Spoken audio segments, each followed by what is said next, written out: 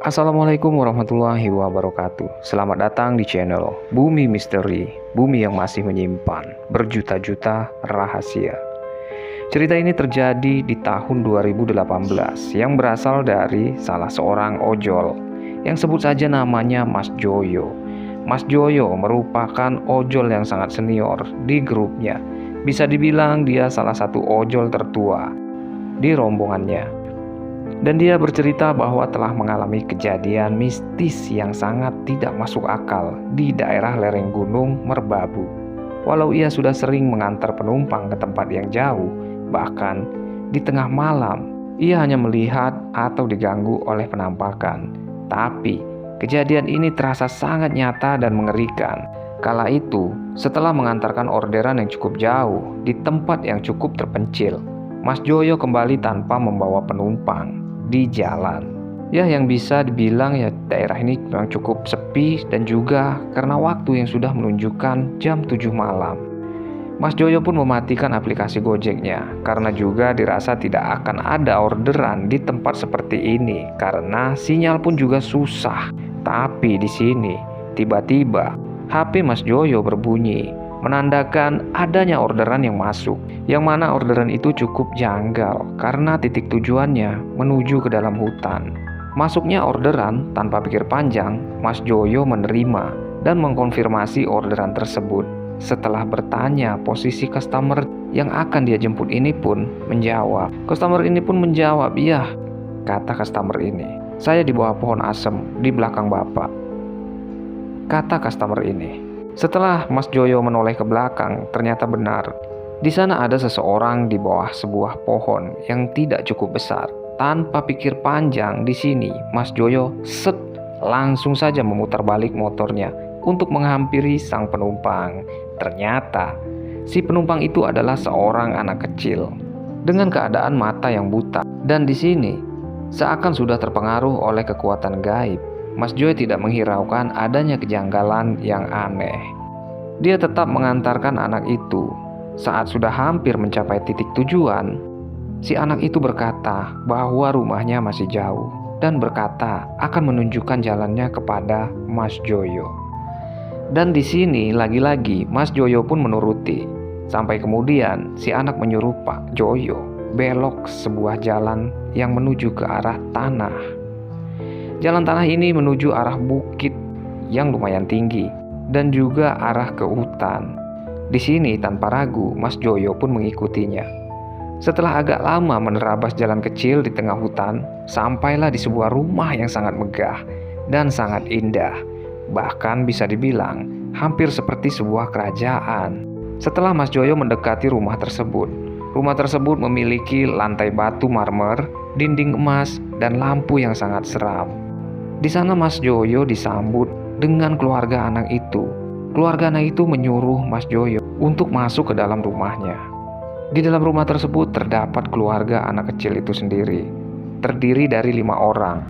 Yang mana 3 orang laki-laki dan 2 orang perempuan. Yang anehnya lagi nih, 3 orang laki-laki itu semuanya buta. Dan hanya ibu dan kakak perempuannya yang tidak buta dan juga memiliki paras yang sangat cantik dengan senyuman yang sangat manis. Lalu Mas Joyo pun diberikan tawaran. Tawaran yang disuguhkan ke Mas Joyo berupa minuman dan makanan yang terlihat sangat lezat, di mana gelas dan piringnya saja terbuat dari kristal. Wow, di sini memang terlihat sangat mewah sekali. Saat pingin mencicipi makanan tersebut dan minuman ini, seakan-akan ada bisikan yang mengatakan kepada Mas Joyo untuk tidak mengambil minuman dan makanan tersebut. Kalau Mas Joyo mengambil makanan tersebut, maka Mas Joyo tidak akan bisa pulang. Dan bisikan itu pun mengatakan, "Lekaslah pulang, kamu ditunggu oleh anak dan istri kamu." Namun karena sangat tergiur dengan gelas yang terbuat dari kristal, Mas Joyo sempat memiliki pikiran dan niat untuk meminta gelas itu untuk dibawa pulang. Namun di sini seketika raut wajah seluruh keluarga itu menatap Mas Joyo dengan senyuman. Di sini seakan mulai sadar dengan keanehan yang ada. Lantas Mas Joyo mengurungkan niatnya dan segera pamit untuk pulang. Bahkan yang dialami oleh Mas Joyo, ia untuk berkata pamit pulang pun dia sangat sulit. sampai hingga mengucapkan 10 kali untuk pamit pergi dari tempat tersebut. Saat berpamitan ke 10 kalinya, raut wajah seluruh keluarga yang sebelumnya penuh senyuman dan sangat ramah itu berubah menjadi wajah yang sangat garang. Lanjut di sini Mas Joyo langsung aja mendekati sepeda motornya. Saat hendak menaiki sepeda motornya pun, sang ibu dari keluarga itu ternyata sudah ada di samping kiri motornya Mas Joyo. Karena Mas Joyo tetap memaksa untuk pulang, akhirnya si ibu memberikan bekal kepada Mas Joyo berupa 1 ember uang 50 ribuan. Ini benar-benar gila, uang 1 ember dengan lembaran 50 ribuan. Dengan terpaksa Mas Joyo pun menerima. Dan si ibu juga memberi saran jika nanti saat turun dari bukit ini bertemu dengan persimpangan, beloklah ke kanan. Karena jika kamu belok ke kiri, kamu akan 2-3 hari baru sampai ke rumah. Lalu Mas Joyo pun langsung saja nih pergi dengan sepeda motornya untuk meninggalkan tempat tersebut. Dan tak lama Mas Joyo menemukan sebuah persimpangan. Simpang yang tadi ia lewati saat masuk ke jalan tanah. Sebenarnya Mas Joyo ingat jika simpang itu dia datang dari arah kiri.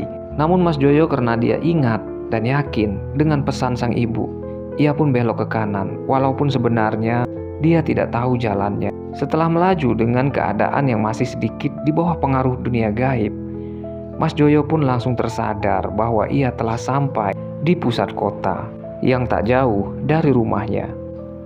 Lalu Mas Joyo pun sadarlah betapa anehnya perjalanan tadi. Mulai dari anak yang buta itu, ini sudah terlihat janggal. Dia menunjukkan jalan hingga sampai ke sebuah rumah. Yang anehnya lagi, sebuah rumah megah di tengah hutan dan juga dengan uang pemberian wanita tadi. Lalu di sini Mas Joyo pun mengecek uang pemberian ibu tadi. Dan ternyata uang pemberian ibu tadi itu berubah menjadi daun. Kemudian baru sadarlah juga bahwasannya malam ini adalah malam Jumat Kliwon.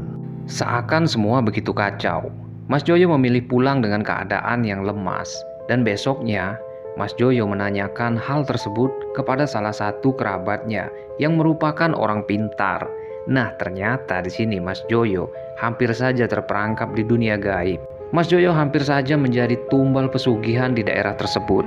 Untung saja Mas Joyo tidak mengambil suguhan yang disediakan oleh keluarga yang sangat misterius tersebut. Jika sempat Mas Joyo mengambil, maka kemungkinan besar Mas Joyo tidak akan pernah bisa pulang. Ini sungguh pengalaman yang sangat menyeramkan oleh salah satu ojol, yaitu Mas Joyo. Demikian cerita yang telah disampaikan oleh Mas Joyo. Sebenarnya cerita ini masih banyak lagi menyimpan misteri dari yang sudah dialami oleh Mas Joyo. Dan di sini saya singkat agar supaya para pendengar lebih mudah untuk memahami dari kisah yang dialami oleh Mas Joyo. Dan terima kasih saya ucapkan kepada kawan-kawan semua. Jangan lupa bantu subscribe, like, komen, dan share agar kami lebih bersemangat membuat konten-konten terbaru. Dan saya ucapkan sekali lagi terima kasih untuk kawan-kawan semua dan sampai berjumpa kembali di channel Bumi Misteri. Bumi yang masih menyimpan berjuta-juta rahasia.